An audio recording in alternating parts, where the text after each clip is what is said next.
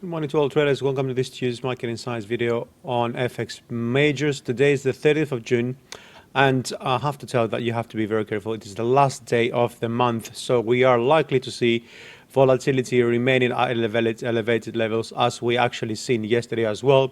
We've seen actually big swings on euro dollar, pound dollar, and other majors.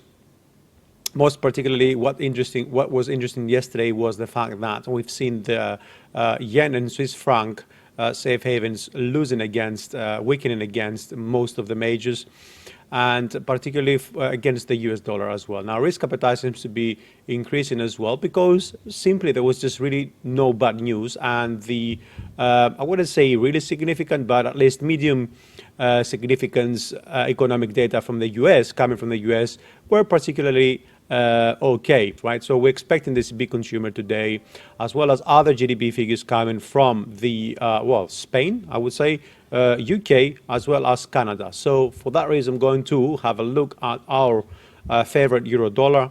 We're going to have a quick look on the dollar yen, as well as the dollar against the Canadian dollar. Okay, now the thing that I would be also paying attention to today is this.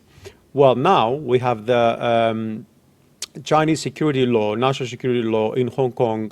It's actually gone into legislation.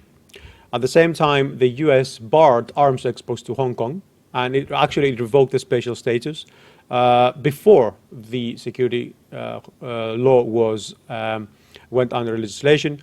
Of course, they were expecting this to be the case at some point this week. It happened early in the week, or we can say late in the month, but either case, we are expecting some retaliation. We're probably expecting some escalation between talks between the US and China.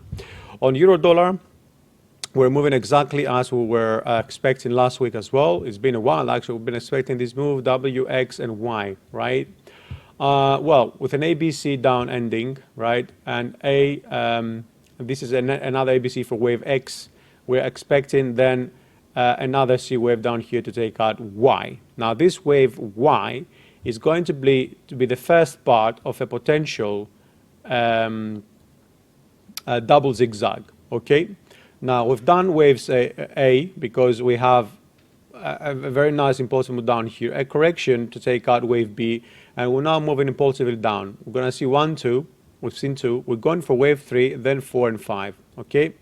This, the 110.29, is where we're going to receive further clues, because, well, in case we break that, we're going for 109.93, and then potentially start looking for prices to move below W, right? Now, that's the thing, that if we do not break below that level, the chances of moving up would increase.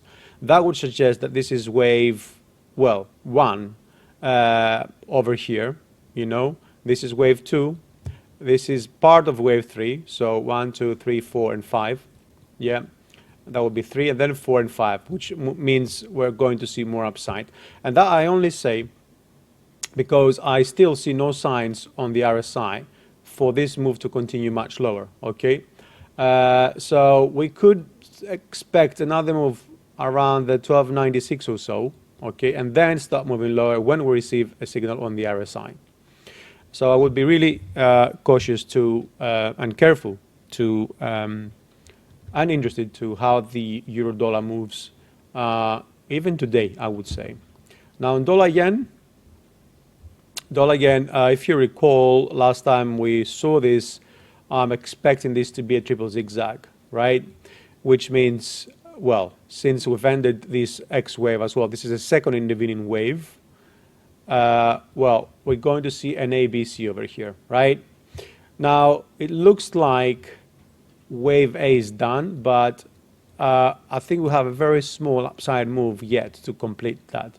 And that's because we've got 1, 2, 3, 4, and here we're 1, 2, 3, 4, and 5. So I'm expecting another move to the upside, potentially take the 50 Fibonacci at 107.95, below the 108 as well, with the first weak attempt, then see a correction down to, well, anywhere between 106.60, I would say, and 107.40, and then move up for wave C. Okay, so since wave A came in an impulsive 5-wave manner, then wave C is going to be the same. Okay, now do not forget, it could be a case where this is a correction that ended down here, and well, we're going to move all the way up. That's going to be 1, 2, 3, 4, and 5.